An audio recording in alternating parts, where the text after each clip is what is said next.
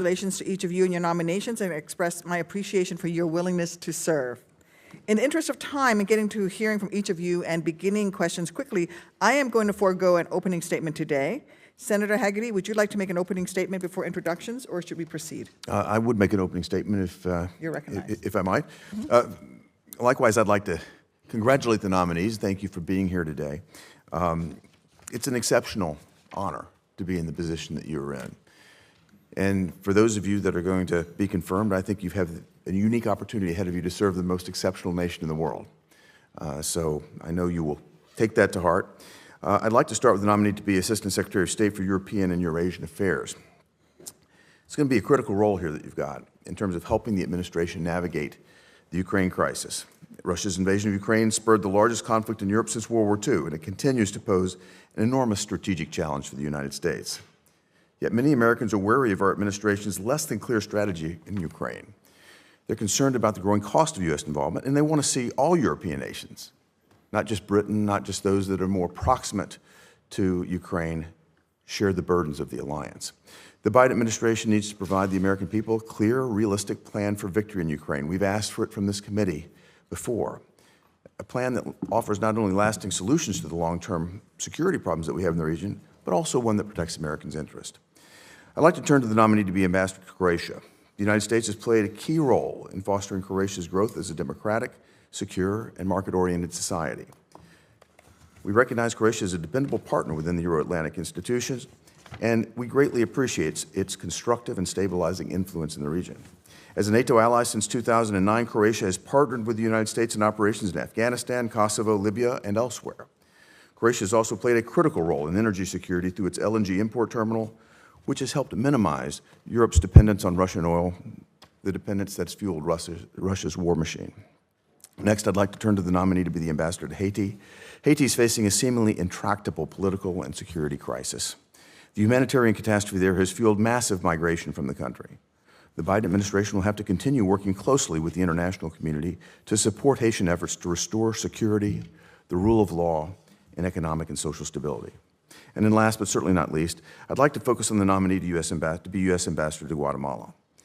From its recognition of Taiwan, its solidarity with Ukraine, to its opposition to the Maduro regime in Venezuela, and its close ties to Israel, to its cooperation on trade, migration, and security, Guatemala has long been a critical U.S. ally in Latin America, and more specifically, in the critical Northern Triangle region.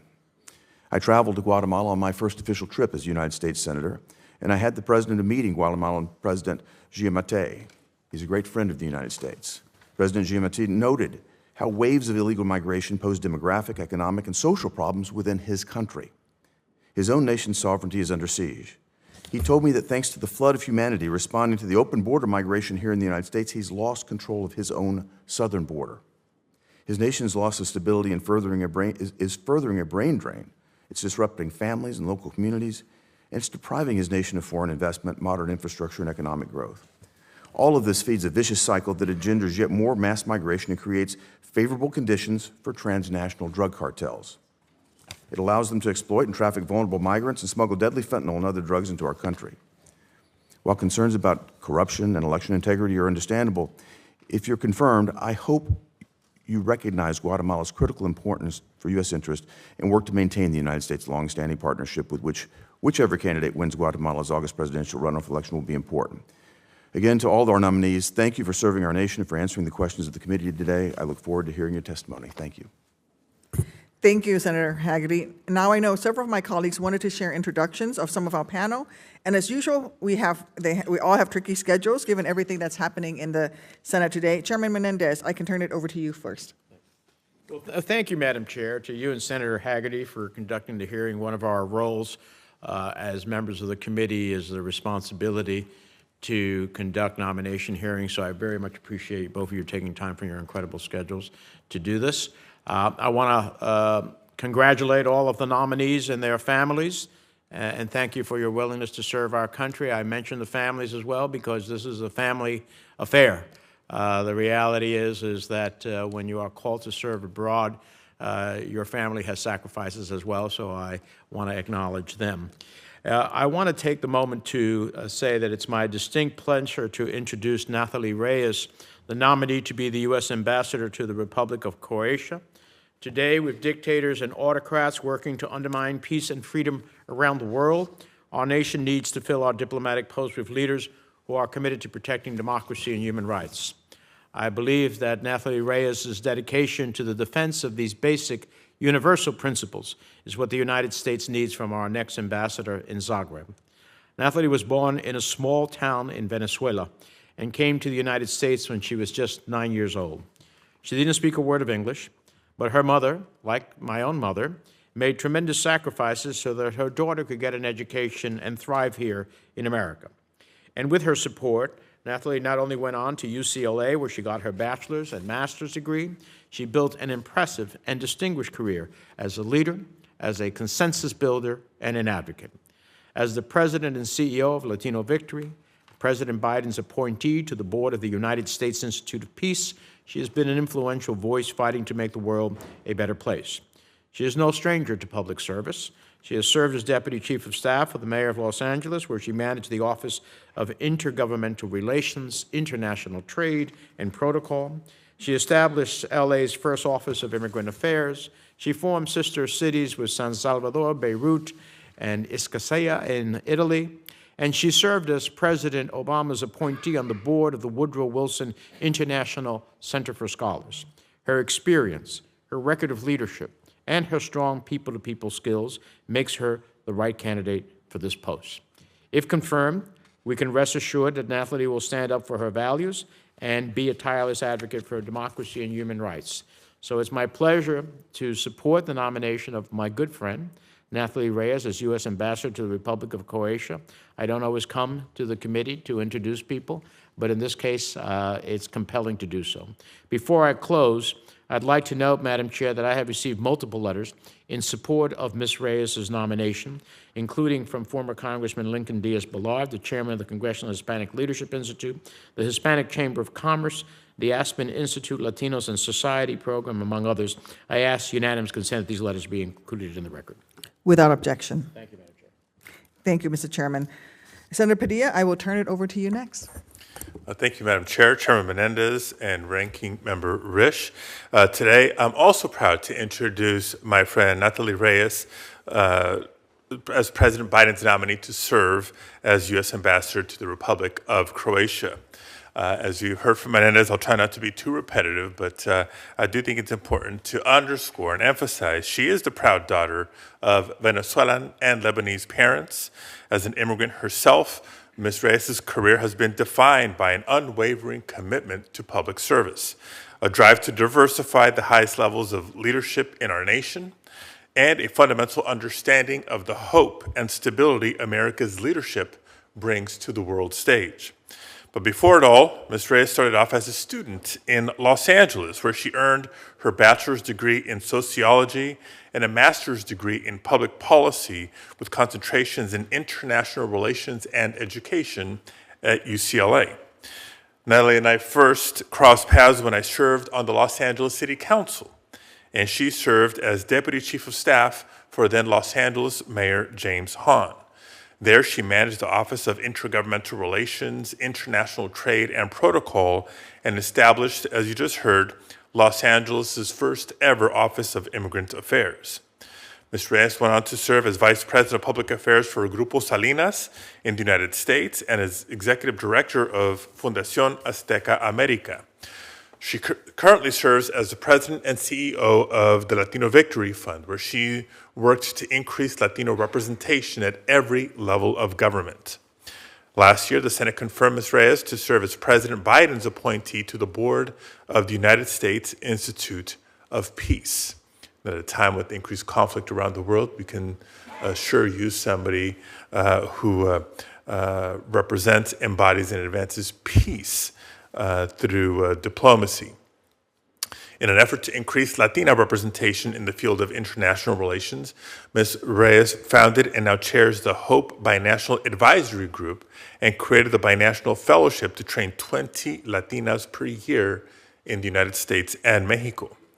She's not only brought more opportunities to diverse communities, but she's also simultaneously strengthened our foreign policy workforce by bringing new ideas and new perspectives to challenge conventional thought.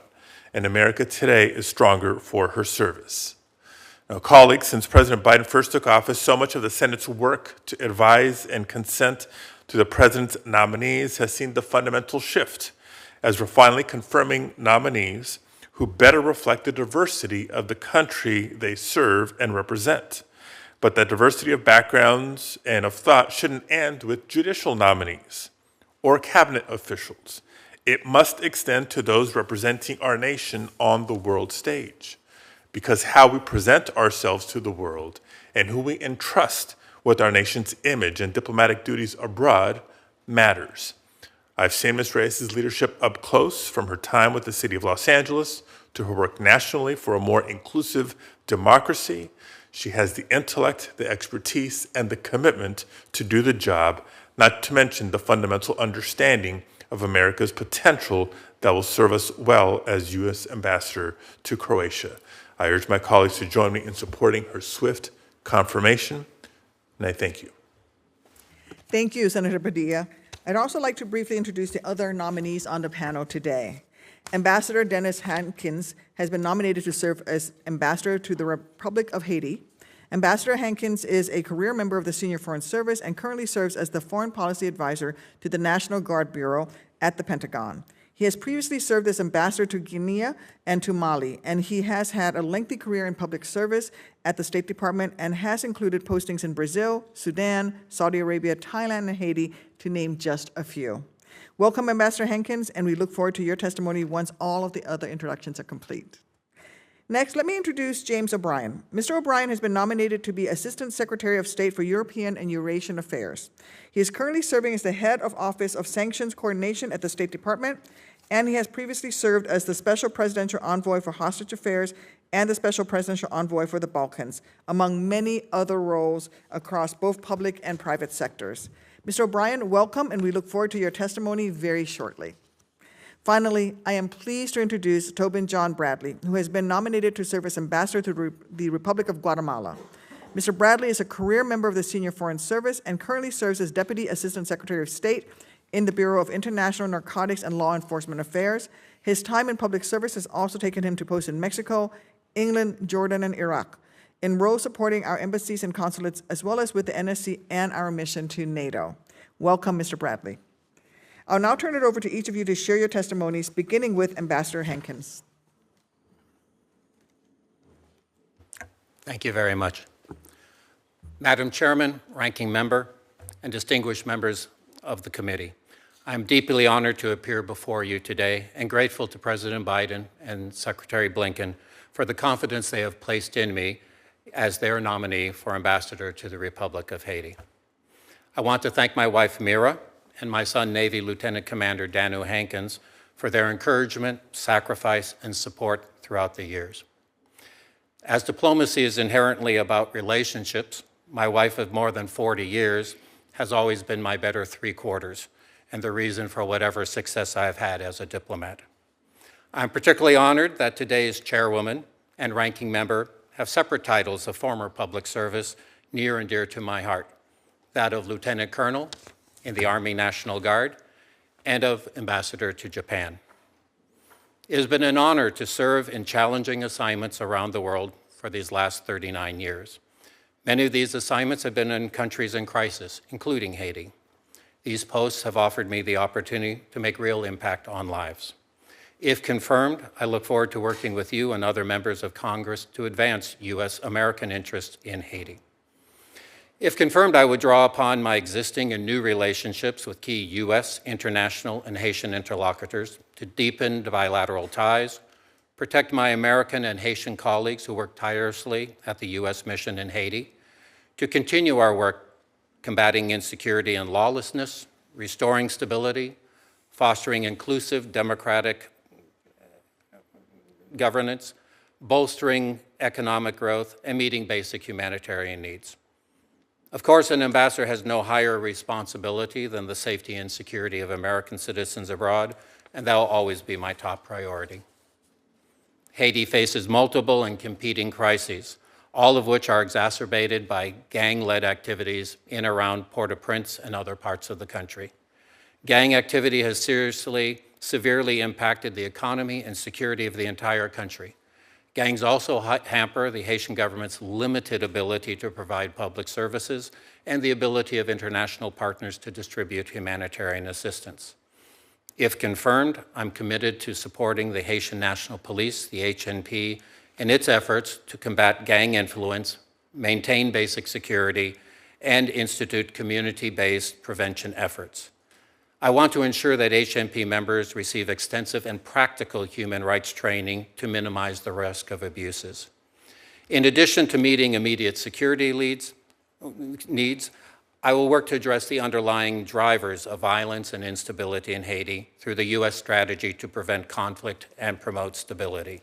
This 10-year plan will improve coordination between U.S., Haitian, and external partners to build inclusive and sustainable foundations for long-term security, stability, and democratic governance.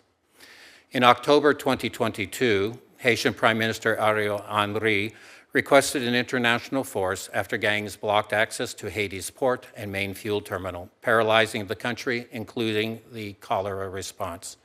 The United States and our international partners support this request. Whatever form such a force takes, it can give Haitians the space they need to address the many challenges they face, but it is incumbent on them to do so. Organized criminal group activity continues to exacerbate humanitarian needs and displacement throughout Haiti. Approximately 4.9 million people, nearly half the country's population, will likely require emergency food assistance over the summer. If confirmed, I will work to address with national and international partners the urgent needs of the most vulnerable Haitians. While we fund humanitarian and security efforts to save lives, our collective attention must focus on emerging Haitian solutions to Haiti's political crisis. Since January, there have been no elected officials in Haiti with a current mandate. We have seen important steps to enlarge political consensus since then, but there is much to be done to help return the country to democratic order. Neighboring countries through CARICOM are also deeply engaged in promoting a return to uncontested political legitimacy. If confirmed, I will urge all political parties, indeed all players in Haitian society, to come forward, compromise, and create the conditions for a transparent and inclusive electoral process where all parties can compete for Haitian votes. Thank you for the opportunity to appear before you today. I'd be honored to respond to any questions. Thank you. Wow, you landed that on a dime to the second. No pressure. Mr. O'Brien, your testimony, please. Thank you, Madam Chairman, Senator Hagerty, Senator Menendez, other members of the committee. I'm honored to have been nominated for this position and that you are considering me for it. I submitted written testimony with some extensive remarks on the region. Fundamentally, the job is to promote American security, prosperity, and values by working with, sometimes on, our strongest partners across Europe and Eurasia. That's the global platform that makes Americans more prosperous and secure. I could do this work only with the support of my family, my wife Mary, my children, Jamie and Sean, my father-in-law, John O'Donnell, and my sisters, Megan and Nan, and my father, James O'Brien. I was talking to him this morning, and he reminded me of a story that captures the themes in my testimony. A few years ago, as my mom was succumbing to the disease that killed her, she said she wanted to go see the place where her father died in World War II. He was a private in the U.S. Army in the Hurtgen Forest. Now, this was the signal event in my mom's life. She went from being, as in her words, daddy's girl, living a middle-class life in the Bay Area, and then had to move cross-country, kind of live hand-to-mouth in what she called a house of widows with her grandmother, mother, little sisters, and some aunts. And for the first time, she wanted to go here because she knew she was nearing the end.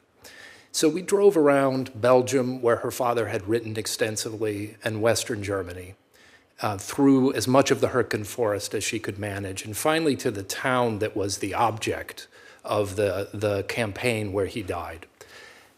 And as we walked around, she looked and she said, "This place is beautiful. I'd only ever seen it in the black and white photos that showed the battle damage of 1944 and 1945. And I knew it wouldn't be that way, but I couldn't understand how well off and beautiful it is. And then she got very quiet, and then she got mad. And she asked us to drive her out of the town. And as we drove her out of town, she kept saying, those people have normal lives. I didn't get the life that was the normal I thought I was going to get. And I just wish they knew. And then we visited one of the US military cemeteries nearby, where many of the soldiers killed with my grandfather had been handled to be brought home. She broke down in tears. She said, you know, I'm so proud of what he gave, because this area, we drive across borders, nobody stops us. It's well off, it's prosperous, people are peaceful, there's no chance of war. And so I'm so proud of that. You know, I wish I could ask him if he was proud. Now, why do I talk about this? It's not because it's a unique story, but it's been on my mind a lot. Tens of millions of people can tell a similar story. And those of you who've served, as you have, Madam Chair, can tell much more personalized stories about the trauma of war. But I think it captures two themes that are very important as we look to go forward. One of them is we're talking about human pain that will live on for decades. What Russia's unleashed in Ukraine is going to stay with us for generations. And the same is true of people who have been surviving conflict left over from the Western Balkans in the 1990s, where I was proud to serve the country, through the Southern Caucasus, where several of you, Chairman Menendez, been very vocal advocates for the victims of those conflicts. And we have to remember that this isn't just geopolitics. It's about humans and how they recover. The second thing we can learn is that we know how to succeed. Senator Hagerty, you asked, what's the plan, what's the way forward? I look forward to working with you on that.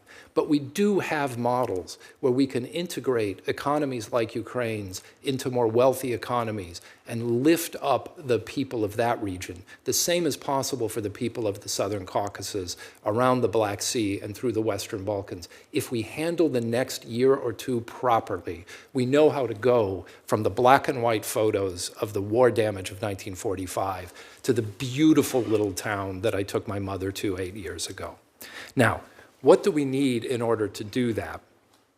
I think there are two things I'd love to work with this committee on as we go forward. One is a very strong platform in the EUR Bureau. It's 12,000 people, produces almost 2/3 of the action items the Secretary operates on. They need the resources and support to be great at their job because they're creative and they're wonderful. The second thing is cooperation with the committee, and I look forward to that on both sides of the aisle. Our opponents say America can't be relied on. We'll have an election and we're going to reverse course. If we all stand together to say America stands for what works, then I know we'll succeed. And I look forward to working with you on that. And I look forward to answering questions. Thank you. Very moving and insightful. Thank you, Mr. O'Brien. Ms. Reyes? Madam Chair Duckworth, Ranking Member Hagerty, and distinguished members of this committee, I am honored for the privilege of speaking with you today as the President's nominee to be the next United States Ambassador to the Republic of Croatia. Thank you, Chairman Menendez and Senator Padilla, for your kind words of introduction. I'm grateful to President Biden and Secretary Blinken for their confidence in my ability to serve in this role and represent the interests of the American people. If confirmed, serving as ambassador would be my greatest honor, and I pledge to work with this committee and Congress to advance U.S. interests and priorities in Croatia. I'm here today thanks to the love and support of my family and friends. My husband, Tariq Samad, devotes his time to family and finding cures for brain diseases. We're blessed with 2 boys here with me today, Julian and Alexander. Both are kind and respectful, and they asked me not to cry, and I'm proud to be their mother. I also have my mother and my wise older sister here with me today, and my father watching from above. I'm also thankful to my friends and family, and my friends here and those who are watching from home. I've dedicated my career to international relations, cultural exchanges, and civic engagement in the public, private, and nonprofit spheres. I've come full circle From a young fellow at the United States Embassy in Cairo, where I first was exposed to world diplomacy, to have proudly served for over 6 years on the board of the Woodrow Wilson Center, and now, as of 2022, on the Senate-confirmed board of the U.S. Institute of Peace. I embody the American dream. Followed in the footsteps of my immigrant parents, from them I learned discipline, dedication, hard work, and the endless possibilities of our United States of America. I began my career in Los Angeles, the world's 20th largest economy, and where one of the biggest Croatian diasporas has flourished in San Pedro since the late 1800s. I created the Los Angeles Office of Immigrant Affairs, managed intergovernmental relations, trade, protocol, and championed civic partnerships by establishing international alliances in sister cities with San Salvador, with Ischia, with Beirut, and Yerevan. I also created powerful coalitions in the private sector that improve civil society and strengthen bridges between the United States and Mexico. I'm very proud of spearheading several initiatives to promote open and nonpartisan dialogue between the United States and Mexico. My nonprofit sector experience has cemented my belief that transparency, accountability, and representation safeguard a safe democracy, which we are so fortunate to have in our great nation. Most importantly, I've learned the power to convene, and that success is reached by building trustworthy partnerships. If confirmed, I will use these skills to advance United States interests and values in Croatia. Croatia and the United States have strong security, economic, and cultural ties. Croatia embraces transatlantic cooperation and shares our commitment to safeguarding democracy, the rule of law, and human rights. As a close NATO ally, Croatia is a strong advocate of many joint issues, and if confirmed, I will work to deepen our defense and security cooperation and continue to build a bilateral relationship based on our common values. If confirmed, my #1 priority will be the safety and security of Americans in Croatia. Second, I will work with Croatia to strengthen transatlantic security in countering Russia's war in Ukraine and malign influence in the region. Third, as Croatia is poised to be an energy exporter, I will work with Croatia to expand its role in advancing energy security and diversification. Fourth, I will leverage our strong partnership to advance EU accession for all Western Balkan countries, which includes promoting respect for democracy and increasing U.S. trade and investment. Fifth, I will deepen the connection between our two nations by increasing cultural exchanges, youth-focused initiatives, and cooperation between academic institutions to engage scholars, students, and teachers. In July 2013, Croatia became the latest member of the European Union. And at the beginning of this year, Croatia adopted the euro and became a member of the border-free Schengen area. If confirmed, my goal is to inform the American private that Croatia is open for U.S. business. I will work with Croatia to help advance joint U.S.-EU priorities and encourage Croatia to help its neighbors pursue their own EU accession aspirations. I believe that accession reforms are as much an economic incentive as a democracy-building project driving prosperity and trade. If confirmed, I will proudly serve the United States of America with empathy, with humility, and with integrity. Thank you very much for the opportunity to appear before you today. I'm happy to answer any of your questions. Thank you, Ms. Reyes. Mr. Bradley? Chairwoman Duckworth, Chairman Menendez, Ranking Member Haggerty, distinguished members of the committee, I am honored to appear before you today as President Biden's nominee to serve as the U.S. Ambassador to the Republic of Guatemala. I would like to thank President Biden and Secretary Blinken for the confidence they have shown in me and the privilege and responsibility to be considered for this position. If confirmed, I look forward to working with you and the Congress more broadly to advance U.S. interests in Guatemala. In over 25 years as a career Foreign Service officer, I have had the honor to represent the United States in Latin America, the Near East, Europe, as well as multiple postings here in Washington, including service at the National Security Council under 2 presidents. Whether supporting the first democratic elections in post-war Iraq, strengthening the NATO alliance, protecting American citizens in Matamoros, or building partner capabilities in dozens of countries to combat drugs and transnational crime, I have dedicated my career to advancing U.S. security and democratic values. I have also sought to cultivate innovation and apply creative problem solving to the challenges that face us and our partners. I would like to acknowledge my family today. They're here. They have inspired and anchored me on this journey. Following his father's sacrifice in World War II, my father served with distinction as a city manager for 45 years. My mother was a teacher, a church volunteer, and a medical service provider, helping thousands. My partner, a proud immigrant who has stood with me for 25 years through war zones and late night shifts, dedicated years as a DC public school teacher. My sister, who represents all my siblings, is a part of a proud Navy family that is deployed around the world in service to our nation. They have taught me anything is possible with education, determination, and hard work. Finally, I know my Uncle Charlie Ward, who served this Senate for 25 years as Chief of Staff to Speaker Carl Albert and Senator Bourne, would be so proud to see me appear before you today. In addition to its rich culture, significant World Heritage sites, and abundant biodiversity, Guatemala's role in the region and beyond is vital. Guatemala has the largest economy in Central America. It is a critical transit node for people, as well as licit and illicit goods. It has a strong and vibrant civil society. Guatemala's diplomatic ties with Taiwan, support for Israel, and condemnation of Russia's illegal war in Ukraine provide a foundation to advance broader strategic interests. Our geography and strong family bonds between our two countries make our paths inextricably shared. We have much to gain from cooperation that supports our security and regional prosperity. Thanks to strong U.S. congressional support, U.S. foreign assistance is advancing that vision. If confirmed, I will be a conscientious steward of U.S. taxpayer money. I will endeavor with this committee, the current and incoming Guatemalan government, civil society, and the private sector to address root causes of irregular migration, violence, corruption, poverty, and malnutrition.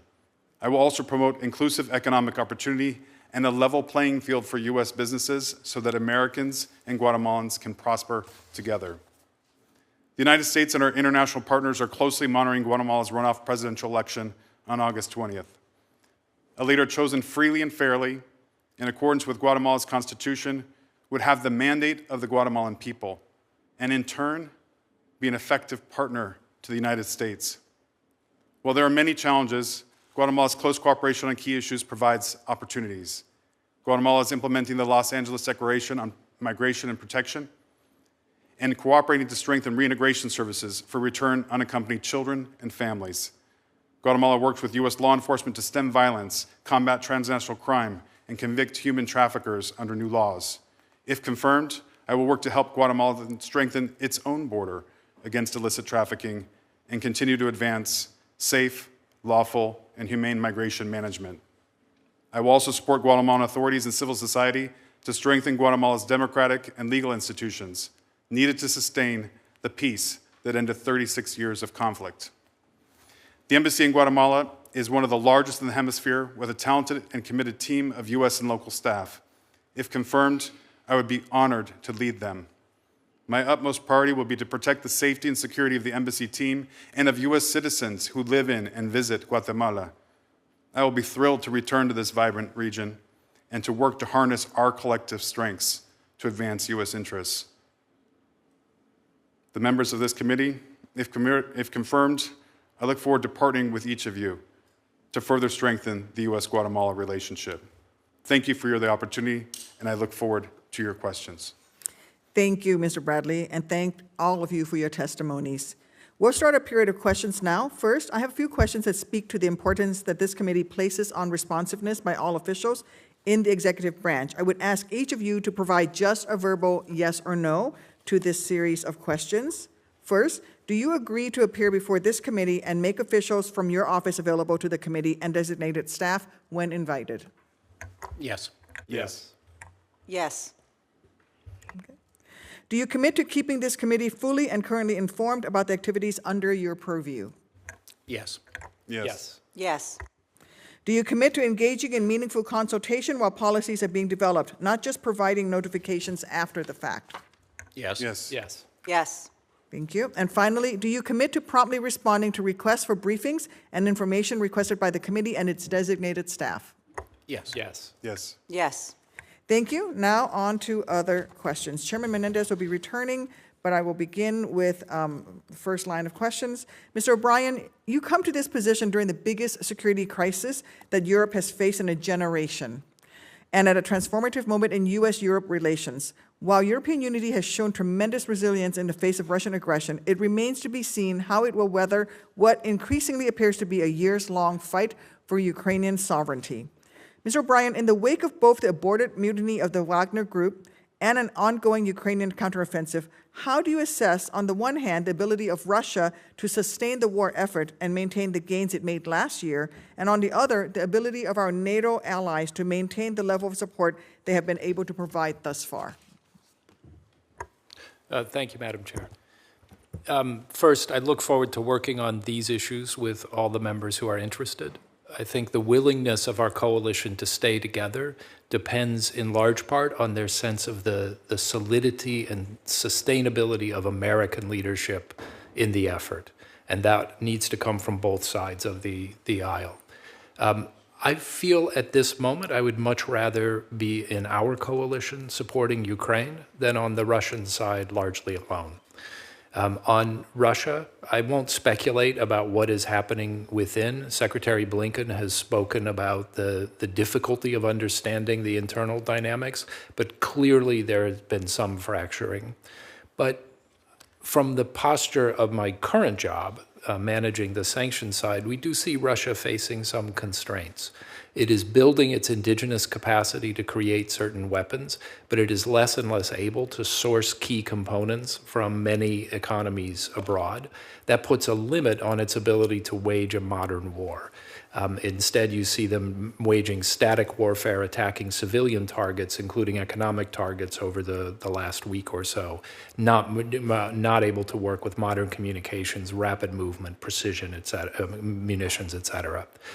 We also see real constraints on the Russian economy. It's a deep economy. It was one of the largest 10 in the world at the start of this war.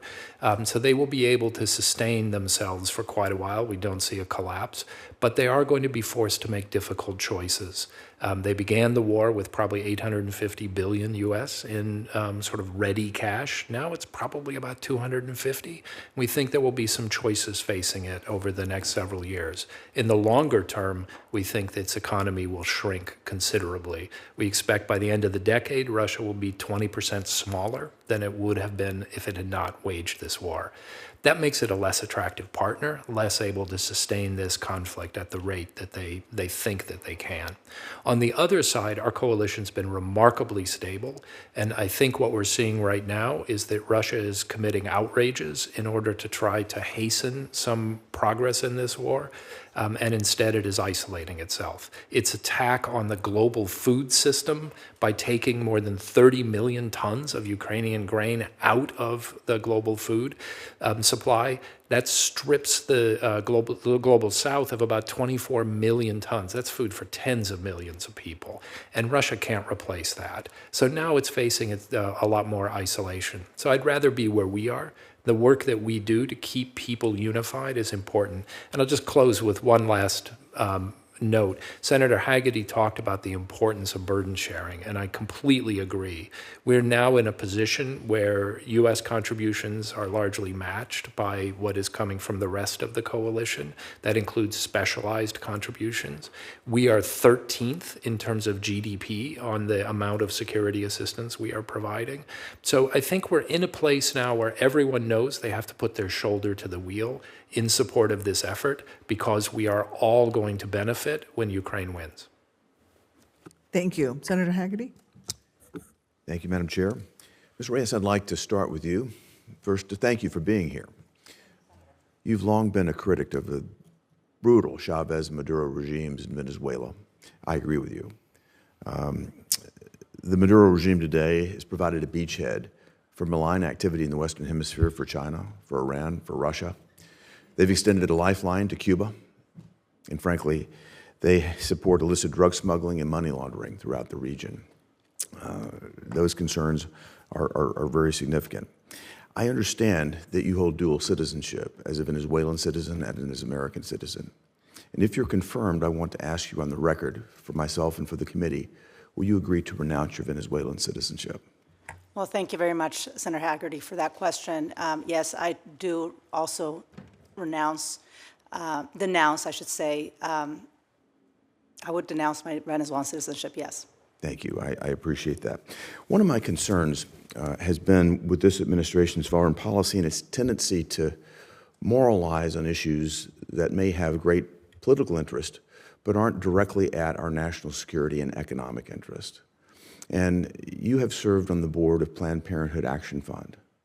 Planned Parenthood Action Fund advocates for some very divisive policies. For example, expanding the Supreme Court, taking away the Helms Amendment, dispensing with the Helms Amendment, even advocating for so-called gender-affirming care. As you mentioned in your opening testimony, if you're confirmed to be U.S. Ambassador, it will be your highest honor, but it will also be your great responsibility. And I would like to know, first, do you agree with the positions of Planned Parenthood Action Fund? If confirmed, my sole focus will be representing the American people and the American interests in Croatia. Well, you did a good job of articulating your plans there. I want to encourage you strongly to stick to those plans, please. And please commit to us that you will not use this as a platform in any way to advocate for these other policies. Senator, you have my full assurance that I'm there to represent the American people and the American interest. Great. Thank you very much. I'd like to turn my next question, if I might, to you, Mr. Bradley. I appreciate your recognition of Guatemala's strategic importance to the United States. You did a good job of that in your opening statement. As you know, no partner is perfect. Guatemala, though, has long faced difficult challenges of combating public corruption like many nations in the Western Hemisphere. I'm concerned, however, that the Biden administration has created the perception that it's picking sides in Guatemala's presidential election. And so my question of you is if you'll commit to this committee that you will respect the outcome of Guatemala's August presidential election, regardless of who wins. Yes, Senator, thank you for the question. You have my commitment that I will respect the outcome of the Guatemalan election. We will work with any government in Guatemala, or as I've discussed, our future is shared, and there are so many issues that we need to work on together.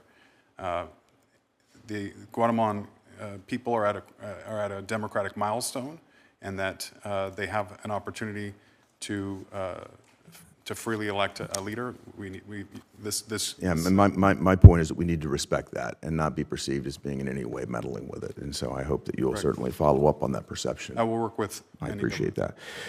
When I met with President Giammattei, as I mentioned earlier, he correctly, I think, identified Guatemala as a choke point for illegal migration from Central America. He talked to me about the national security crisis that presents for his nation, as well as for the United States. And during the previous administration, Guatemala was a key partner for the United States in countering the crisis. They signed an asylum cooperation agreement that helped stem the flow of illegal immigrants. But since January of 2021, that flow has exploded, and it's created numerous problems, not only here in America, but also in Guatemala. And during our meeting, President Giammattei advised me that technical assistance, training, equipment, that type of activity would be far more effective in his mind to help counter illegal migration flows, illegal drug flows. He felt that that would be far more effective than increasing funding for non-governmental organizations. Do you agree with President Giammattei's perspective?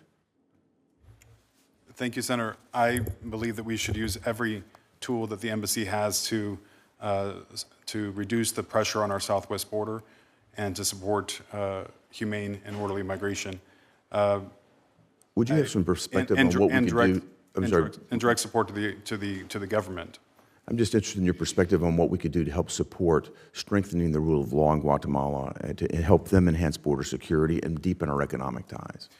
Senator Haggerty, border security has been a focus of my career over 10 years. Through my management of the INO program in Mexico City, we incubated new technologies and innovative approaches for the betterment of both of our countries. And one of those innovations is actually currently being piloted at the border in Matamoros and Brownsville. And I helped to pioneer that with my team. So we worked with CBP, Sandia National Laboratories, to actually show that you can increase dramatically border security while decreasing wait times for illicit travel.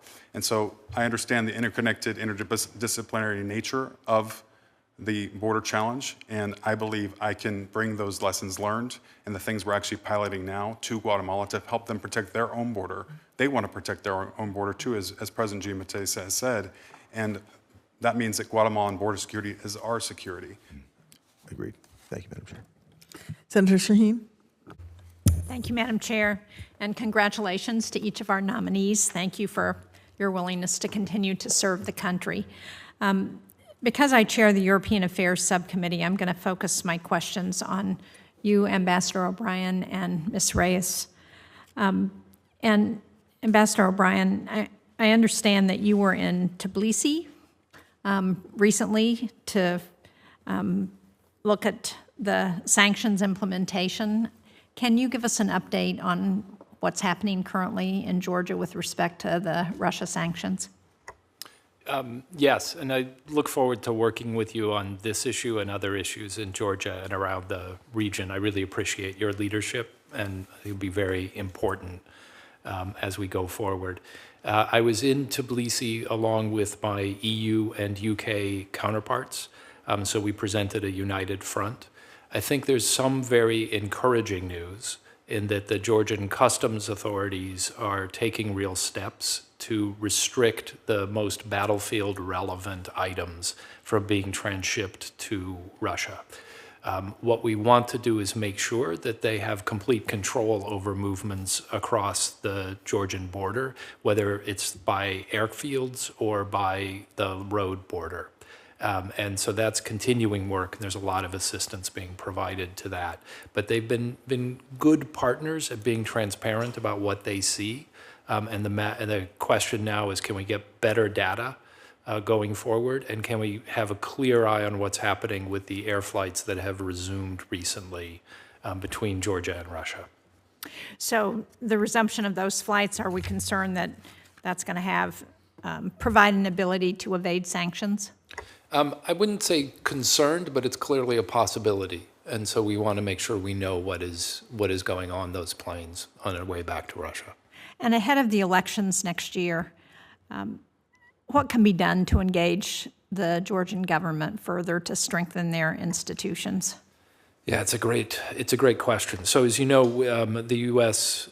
Designated a set of judges who were, I think, notorious within Georgia for control of the judicial system.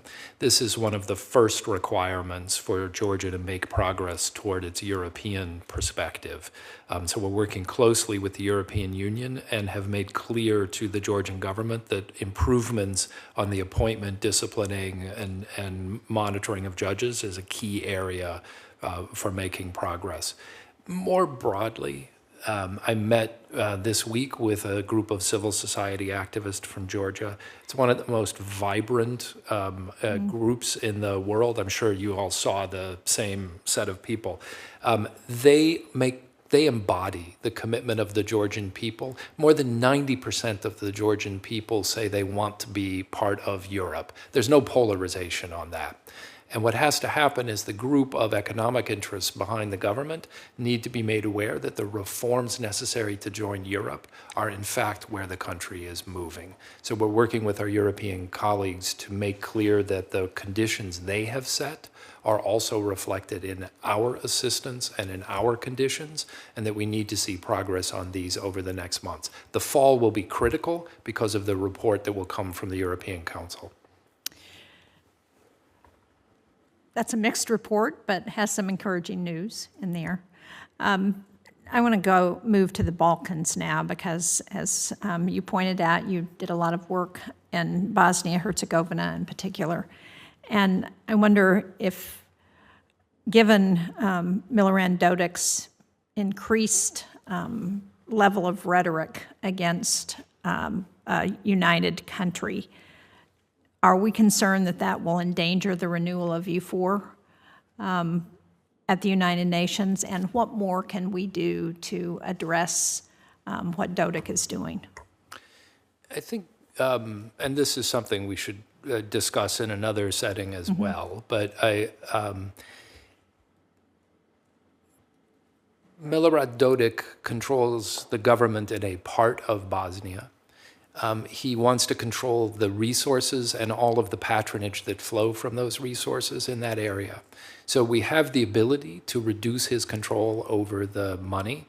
That is partly what is causing him to challenge the state processes. I think with our European colleagues, with the High Representative for Dayton implementation, we are making clear to him that what he's doing is unacceptable, that there will be clear consequences for it, and that he needs to start stepping back from these postures. The military force that is there is critical for security. I think we have made clear throughout that it is there under EUFOR or as NATO. It's there in some capacity no matter what, and its presence is essential. Thank you. Madam Chair, can I ask one more question of Ms. Reyes? Croatia is one of three constituent peoples in Bosnia and Herzegovina, and Croatia plays an important role, I think, in sustaining peace in the country. Can you discuss how you would work with the Croatian government to encourage a continued positive force in terms of what happens in Bosnia-Herzegovina? Well, I appreciate that question, Senator. The U.S. remains committed, as you know, to the sovereignty and territorial integrity of Bosnia-Herzegovina, and obviously to the Dayton Accord framework of one country, two entities, and three constituencies. And if confirmed, I will work with the Croatian government to engage Bosnian Croats and their counterparts to support their governance reform. So, I would be that conduit between the Croatian government and the Croats in Bosnia-Herzegovina. Thank you. Thank you, Madam Chair. Thank you. Senator Kane? Thank you, Madam Chair. Mr. Bradley, I am the chair of the America Subcommittee here, and while Guatemala has been a really important partner for us for a long time, I've also been very disappointed in recent years with the efforts to chase anti-corruption prosecutors out of the country. Judges who have focused on corruption have been targeted. Journalists have been targeted. A number of them now live in Virginia. They would rather be back in Guatemala. I was even visiting with some last night. And so I think the work of the embassy, the work of the ambassador, should you be confirmed, and I'm confident you will be, upholding democracy and anti-corruption standards is going to be a really important thing. I'm sure most know that we're in the last weeks of a runoff election for president. The two candidates who prevailed in the first round, there was an effort by the existing government to block one of the two successful candidates from moving forward in the election. It's really important. We don't have a favorite in this, but it's really important that Guatemala not disable a democracy from working. My understanding is the United States is going to host both of the two finalist candidates here to show that we want to continue to work with whoever the Guatemalan people pick as its next president. But I just really hope, whether it's press freedom or anti-corruption efforts or support for NGOs, Guatemala passed an NGO registration law, which we see happening in other nations like Nicaragua, which force NGOs to register or be dissolved. That registration is often a precursor to a shrinking of civilian space. I hope I have your commitment from your background. I suspect I do, that should you be confirmed, you'll work very, very, very hard to encourage progress in these important human rights areas. Absolutely, Senator. You have my commitment. And thank you for your voice and the role of this committee in the bipartisan, bicameral statement on the election issue with Chairman McCall. I've worked on democracy and human rights for a long time. I helped set up some of the first elections in Iraq, and I know firsthand how important it is that the citizenry believe in the election process, that they have faith in the results, and that they have the right to choose their preferred candidate under the law. And so, Senator, you absolutely have my commitment to do that. And in terms of the anti-corruption side of the House, if confirmed, I support the use of all of the tools that Congress has provided us to hold corrupt actors accountable, whether that's the Section 353 of the Engel list or Section 7031C for visa restrictions or financial sanctions as appropriate. I will use all of those. Excellent. Thank you. Ambassador Hankins, thank you for your willingness to serve. The service to Haiti is going to be one of the toughest challenges in the world right now. And you've served in Haiti before, so you go in with a love for the country and a love for the Haitian people and understanding for some of the challenges. We're going to have a hearing in our committee tomorrow on Haiti, where Secretary Nichols and others will be here on behalf of the administration and others who care a lot about Haiti. The consensus seems to be, as I travel in the region, that security is the first priority, but it's very difficult to assemble a security initiative unless a nation has stepped forward to lead it. And there's a whole lot of reasons why the nations that might be asked to lead it, legitimate reasons why they've been reluctant. The United States, we have a history with Haiti that might not make us the most credible leader. France has a history that might not make it the most credible leader. Dominican Republic should play a role. They couldn't be the most credible leader. We all need to be involved, but as of yet, we've not found the right lead nation to help us provide security assistance. And that's a big, big issue that would be not just the ambassador's work, but I know that's something you would focus on. Let me ask you this, from your experience in living in Haiti and then you're following it to now, how much of a concern in the Haitian security situation has been the extent of arms trafficking of guns from the United States that are purchased illegally, often through straw purchases, and then sold in Haiti to kind of back up these gangs and escalate violence? No, thank you very much, Senator. And you're correct. The flow of weapons going into Haiti allows a situation where often then the criminal gangs are better armed, outnumbered than the Haitian National Police. The most recent session of the Security Council asked the Secretary General to outline 3 options: more support to the Haitian National Police, a multinational force outside of the UN structure, or a new UN peacekeeping mission. And we've been working with a number of countries to see if somebody would lead or participate. Those negotiations, those discussions are ongoing to support the Secretary General's effort. Clearly, what we see in the situation is right now the security situation blocks progress, whether it's on humanitarian or political. To your question, most recently, this institution passed the Bipartisan Safer Communities Act, which then gave more teeth to the trafficking in weapons, and many of these weapons do come. We've seen Department of Justice has now created a new special prosecutor looking at weapons trafficking towards the Caribbean. So you've in fact given us one of the tools that can help us work with that. We look at trafficking in both directions, whether it be trafficking of human beings to the United States, but clearly there is a problem with trafficking of weapons from the United States to Haiti. I've exceeded my time, but if I could just say, Madam Chair, I asked the question about arms because sometimes when we see a situation, particularly in our hemisphere, where there's violence or chaos, we kind of, wonder, well, why do we need to get involved in this? Why does the United States need to be a problem solver in Haiti? Or why are folks from Central America, coming to our shores as if we are not connected to the misery in those countries?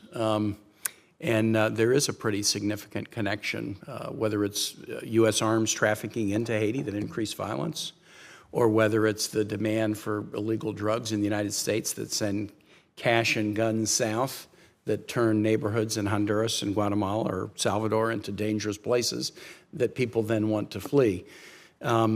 We often find that our miseries are very connected, and that makes the work of this committee and the work of Congress in diplomacy and stronger international relations so very important. It's not just about others, it's about others and the lives they lead, which are often very connected to some of the challenges we ourselves have. Thank you, and I yield back. Senator Van Hollen. Thank you, Madam Chair. Congratulations to all of you on your nominations. Ambassador O'Brien, a couple questions about Turkey. I think all of us here in the Senate were pleased to see President Erdogan finally drop his opposition to Sweden's entry into NATO, although we're still monitoring the situation closely regarding the ratification. But beyond the fact that President Erdogan was blocking Turkey's entry, Sweden's entry into NATO, a number of us had other concerns. Did you see a report last Friday about Turkish F-16s violating Greek airspace? No. There were some reports, just in trying to verify them, but last Thursday or Friday, about an incursion, which was a little surprising since there's been a period of relative quiet and calm. So we would like to get back from I will look you on into that. this and come back to Right. you with what I 'Cause, find. I mean, you would agree, would you not, that as a NATO ally, Turkey should not be using its F-16s to violate the airspace of Greece or any other NATO ally, right? Yes, and I mean, as you pointed out, I think we're at a moment when the two leaders met just last month. They've set up a regular cycle of their meetings, the foreign ministers. I know their advisors are often in contact.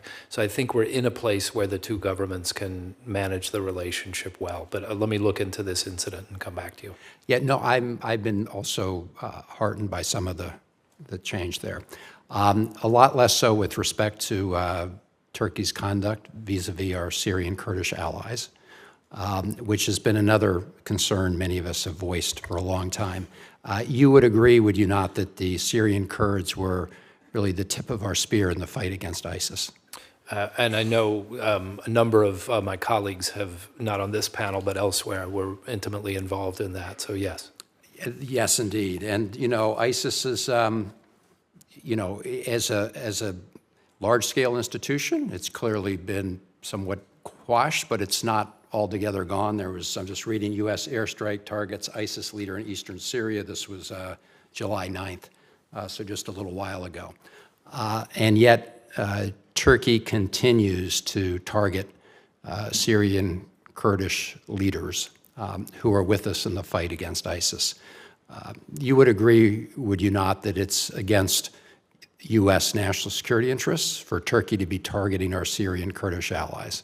Yes, and I think this is a topic that will be a regular focus of discussion, and I'll look forward to working with you as well to make sure that you see where we are going on the issues. Good.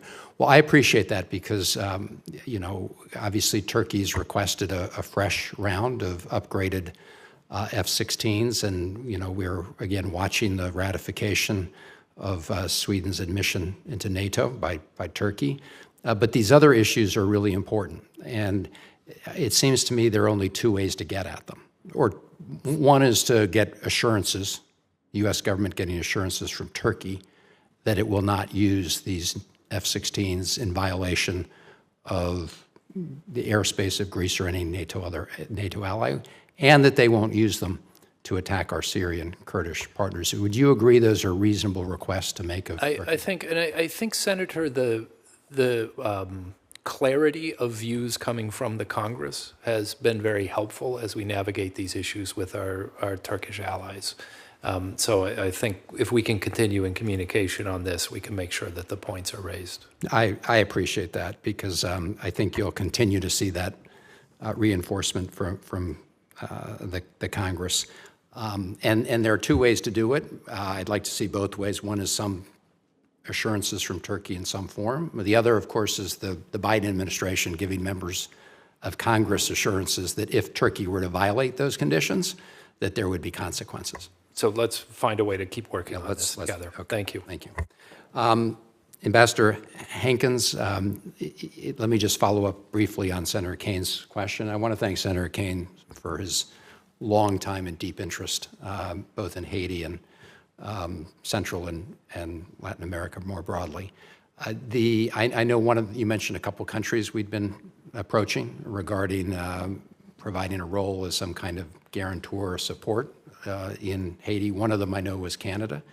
Are those conversations still ongoing, or what is your sense of where we are there?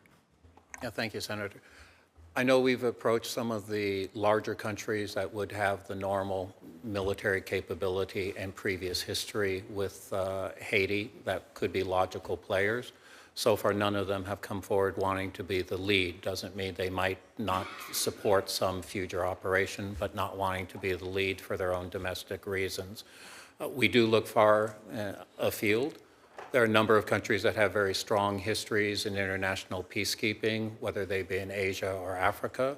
We're looking at some of those options, and also looking at what kind of support the United States would have to provide if you find a country willing to lead that may not necessarily have the wherewithal to do that. It is not yet determined on which option one might go with. We noted in the most recent Security Council resolution, it was unanimous, so both Russia and China were willing to at least discuss the possibility of a peacekeeping operation, which previously wasn't understood. But I think it is clear without some kind of international force, it is very difficult to look at how Haitians can regain control of their country in the short term. I appreciate that. Look, it's a desperate situation, which has dragged on for a long, long time, and we look forward to working with you, if confirmed, on these issues. And I do support the nominations of this entire impressive roster. So look forward to working with you. Thank you. Chairman Menendez. Thank you, Madam Chair. Ambassador Hankins, let me ask you a few questions, because I think we have really not engaged in Haiti the way we need to. I had the Secretary General of the United Nations in a meeting with me, and I said to him, unless we have a multinational force to ultimately provide for security, we cannot do all the rest. We cannot have a political development unless there's security. We cannot make economic development, which Haiti desperately needs, unless we have security.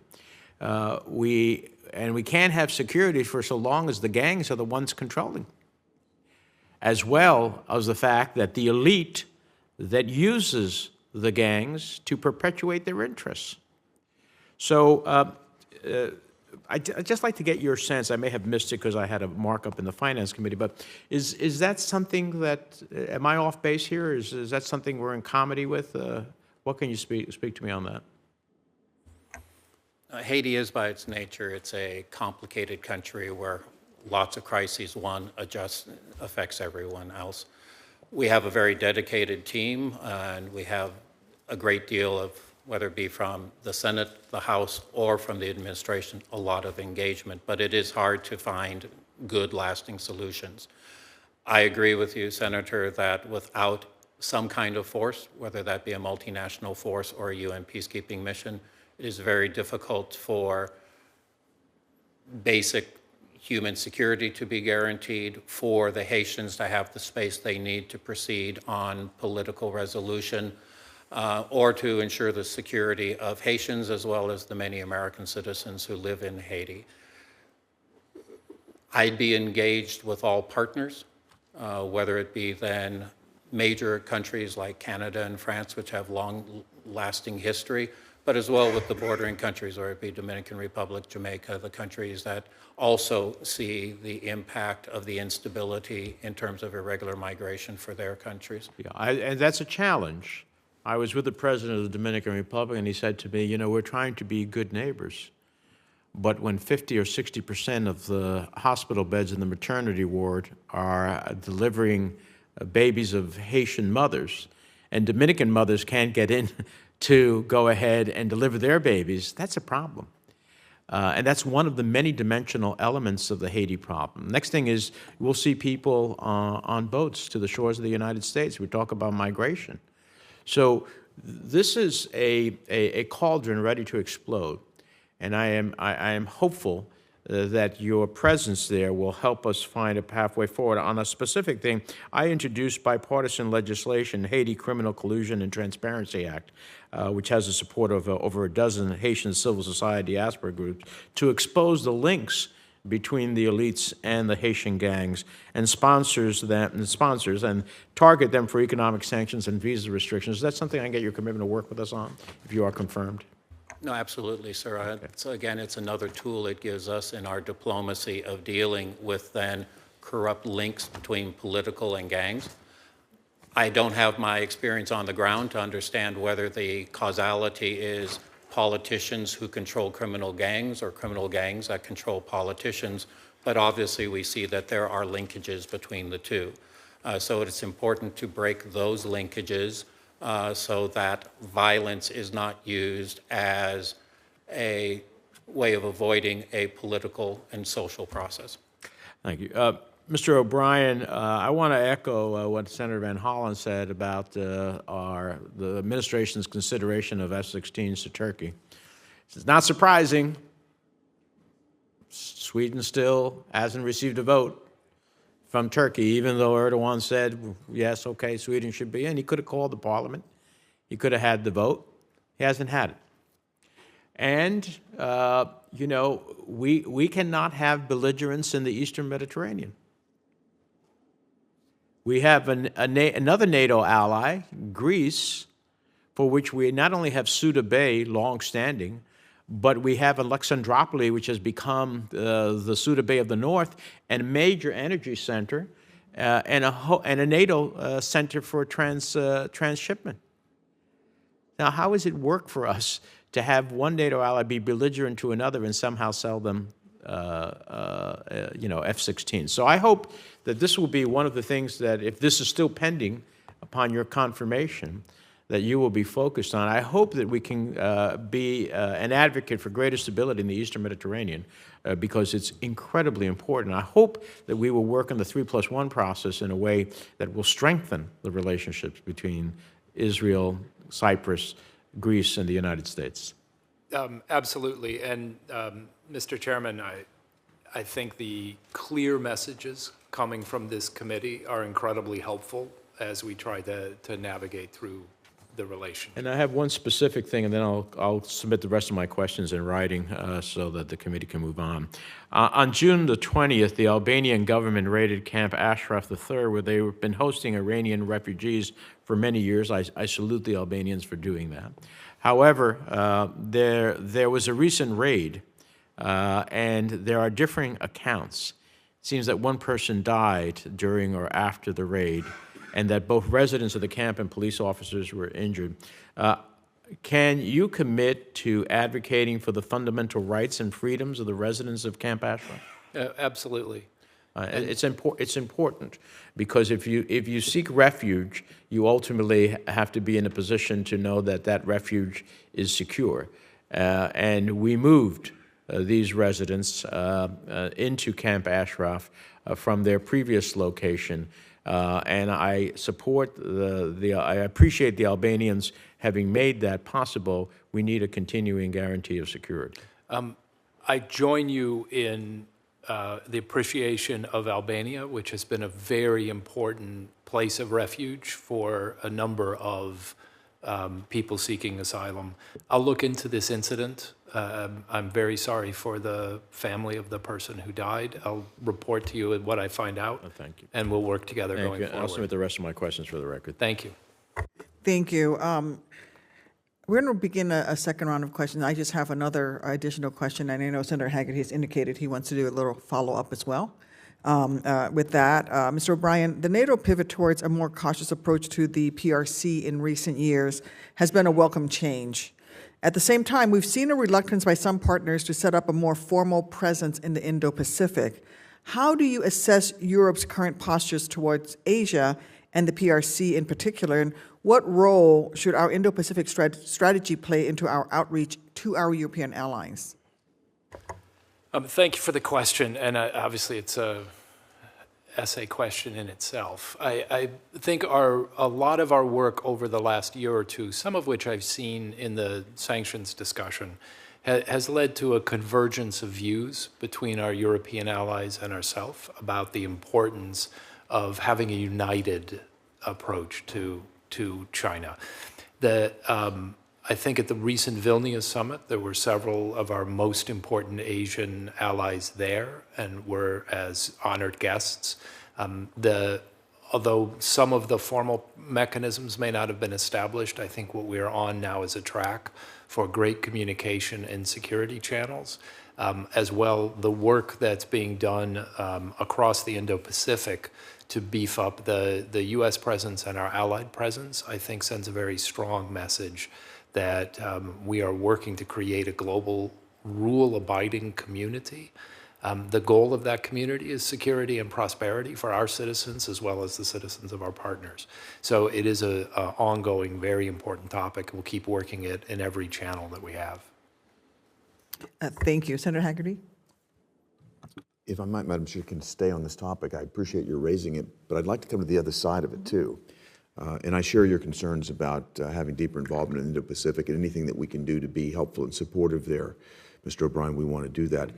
I would also be very interested in your perspective on how we work toward a unified approach with our allies in the EU to push back against the intellectual property theft, the forced technology transfer, and basically the predatory behavior of China as they look at the EU. The EU is wide open and vulnerable, and I feel like there's much more that we could be doing together. I'd be interested in your thoughts on how we move forward there. Yeah, thank you for that, and thank you for the intellectual leadership on the issues.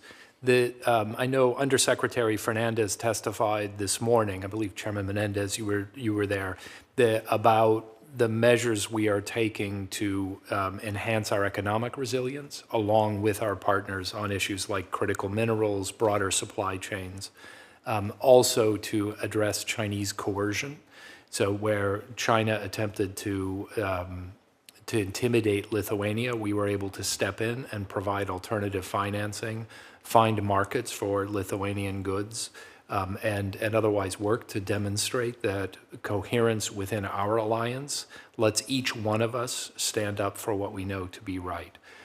We have active discussions with our European colleagues, and one point on which I really look forward to working with the committee is through the mechanisms that have been established, like the Trade and Technology Council, the EU-US dialogue. Those sound like boring bureaucratic measures, but they are where we are going to start establishing the rules of the road for technologies like artificial intelligence, like many of the technologies emerging from the energy transition, biomedical innovation. These are the things that will help make our people richer over the next generation. We need to do those in a way that's aligned with our European allies, not allow China to set the rules of the road, not allow China to steal the technology. By laying this groundwork together now, we'll be much better suited for addressing the challenges of the next I would just generation. interject that our national security interests need to be first and foremost in your mind as you think about this sort of cooperative approach. And I want to key off of something that you said about China's coercion, turning back to you, Mr. Bradley. As you know, Guatemala remains an ally of Taiwan. They're under a great deal of pressure from the CCP as a result of that. I've met on multiple occasions with the U.S. Guatemala Business Council. They would love to work with us on nearshoring opportunities, ways to make our supply chains more secure. And I think that from the perspective of an American businessman, which is what I've done my entire life before coming here, it should be a great opportunity for us as well to de-risk our supply chains and bring them closer to home. I'm fighting hard to get every job I can back to Tennessee. Please understand that. But to the extent they don't come back to Tennessee, partnering with countries like Guatemala with businesses there should be a great opportunity. I'd look forward to introducing you to some of the people that I've met. McKinsey's done a great study there talking about where these opportunities exist, but I see a huge opportunity there, and I'd be interested in your thoughts. Thank you, Senator, for your question and offering to connect me to some of your colleagues. Taiwan has been a reliable partner to Guatemala and since 1933. And Guatemalan people have had sustainable benefits because of it. So I'll certainly want to raise that with the incoming administration, whether that's with Sandra Torres of the UNE party or Bernardo Revelo of the Semilla party, that it is very important that they maintain this close relationship with Taiwan. And there's representation of the Taiwanese in Guatemala, and I look forward to working with the colleagues there as well on these ideas that will not only potentially provide opportunities to U.S. businesses, but also help us provide job opportunities and attack some of the root causes of irregular migration that puts the pressure on our border. Thank you, Madam Chair. Well, thank you again to all the nominees for your willingness to serve and your answers today. The record for this hearing will remain open until close of business on Thursday, July 27th, 2023. Please ensure that questions for the record are submitted by no later than close of business Thursday.